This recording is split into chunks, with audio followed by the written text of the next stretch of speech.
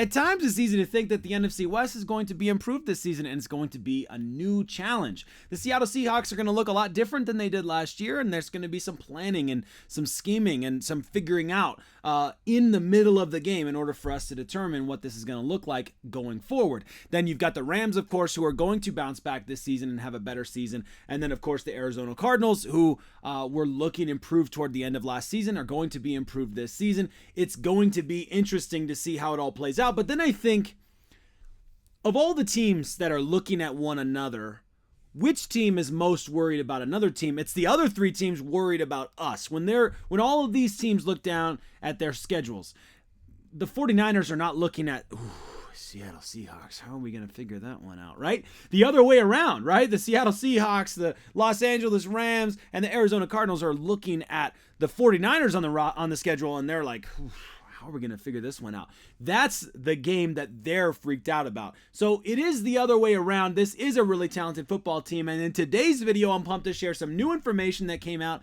about the quarterbacks in the NFC West division and how Brock Purdy stacks up against the competition. It will leave you feeling better about our chances going into 2024. If you're new here, I'm Nate, and we are talking the San Francisco 49ers every single day on this channel. So make sure you're subscribed. It really helps me out if you hit that subscribe button as we are continuing the conversation. I don't want you to miss out on any of the fun stuff. The good news is this: thanks to Patrick Holloway from Niners Nation.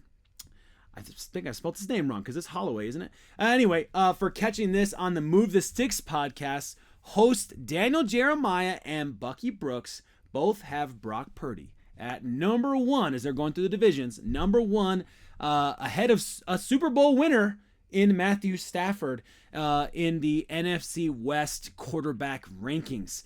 Now, picking us number 1 in what was a rough look for the NFC West last season is fine. I mean, that's probably not blowing any of you away. I'm sure Faithful's like, yeah, duh.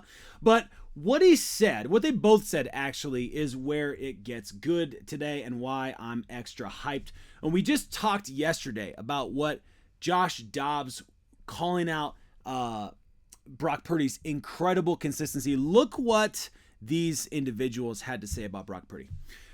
Bucky Brooks said, Brock Purdy, Matthew Stafford, Geno Smith, and Kyler Murray, talking about the NFC West, of course, that has a little more probably bite and controversy towards it, but Brock Purdy, I'm going to say this. Brock Purdy, because of the way he entered the league, and even in watching him as the East-West Shrine game, I just didn't know what he was going to be down the line. Goes to the right situation, the right spot, and really displays all of the characteristics and the intangibles that make you fall in love with quarterbacks. He has that. He's an easy thrower. He's more athleticism than people give him credit for. He's got some spunk to him, some dog to him that really enables his teammates to fall in line. This is the quality we've been talking about on this channel for so long. When I look at him and Matthew Stafford, Purdy gets so much more out of his people in offense and defense because of the personality. I love a few things about this. The first one, I do feel like his athleticism is highly underrated. I don't feel like people talk about Brock Purdy's athleticism enough. When I watch Brock Purdy, and last season, for example, I married into a Broncos family, so watched a lot of Broncos games.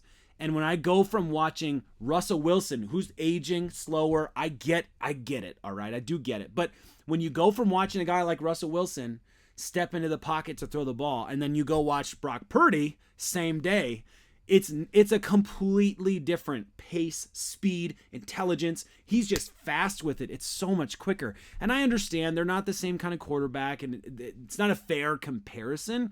But I'm just telling you my experience watching both games last season, watching both teams last season, how it felt to go back and forth between these games. Even Justin Fields, same kind of situation. Again, not a perfect match in terms of the type of quarterback play, but you get the picture on a big picture point of view. The way that he steps into everything that he does is faster, it's intelligent, and his athleticism is sneaky good. Also love the point at the very end there when I look, he's got some spunk to him, some dog in him that really enables his teammates to fall in line. And we've talked about that from his Iowa State coach. So many comments that have happened in the national media, just how Emmanuel Sanders, when he went to the 49ers, then after the season, had that interview recently. This is the kind of stuff that people are noticing about Brock Purdy, his ability to get guys around him. As the last pick in the draft, to be a leader on a football team in the NFL by itself is pretty impressive. But then to do it amongst the leaders of this football team, to be a leader amongst the Fred Warners, the Nick Bosas, the Christian McCaffreys. I mean, there's some big dudes in the big personalities in this locker room. So I love that. And then Daniel Jeremiah said, yeah, I just go with efficiency. I don't think anyone is more efficient than Brock Purdy in terms of decision-making, accuracy, finding explosive plays.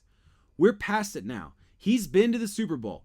We're past giving all the praise to supporting cast, play caller, playmakers, all that stuff. That stuff's over. He's established himself as a top-tier quarterback. I don't know about you. I could reread this little 3-sentence, 4-sentence chunk here like 100 times because this is what 49ers faithful have been saying all offseason.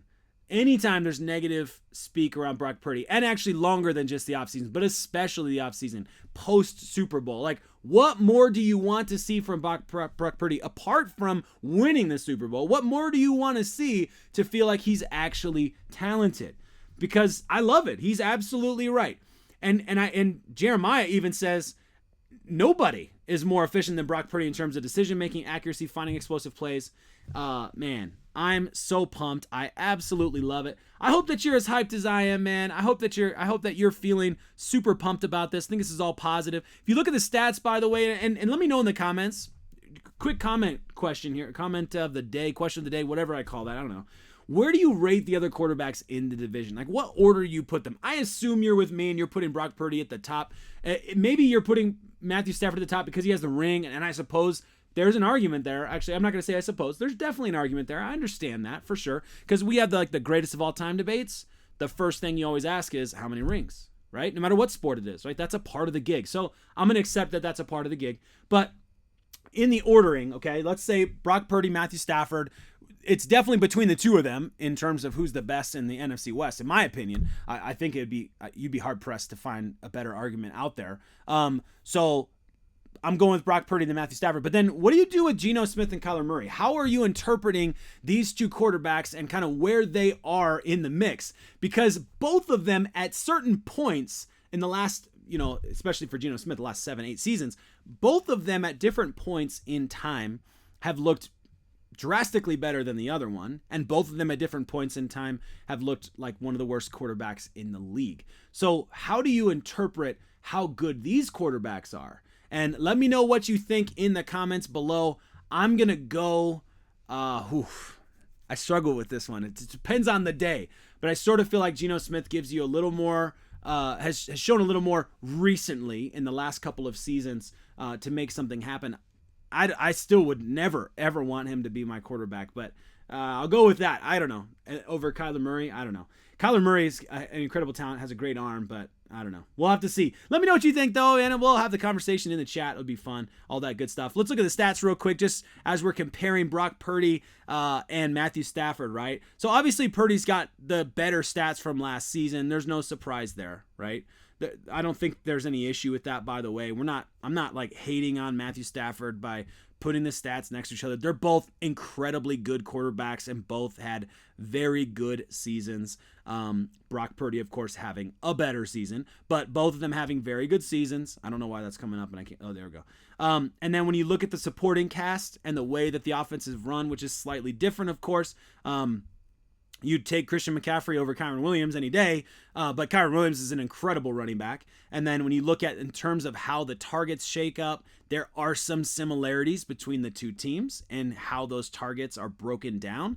The main difference, of course, being that because Kupp was injured, which seems to happen from time to time, Puka got a lot more targets and therefore had a heck of a season in terms of yards, and he had some TDs as well. So not a bad season for him.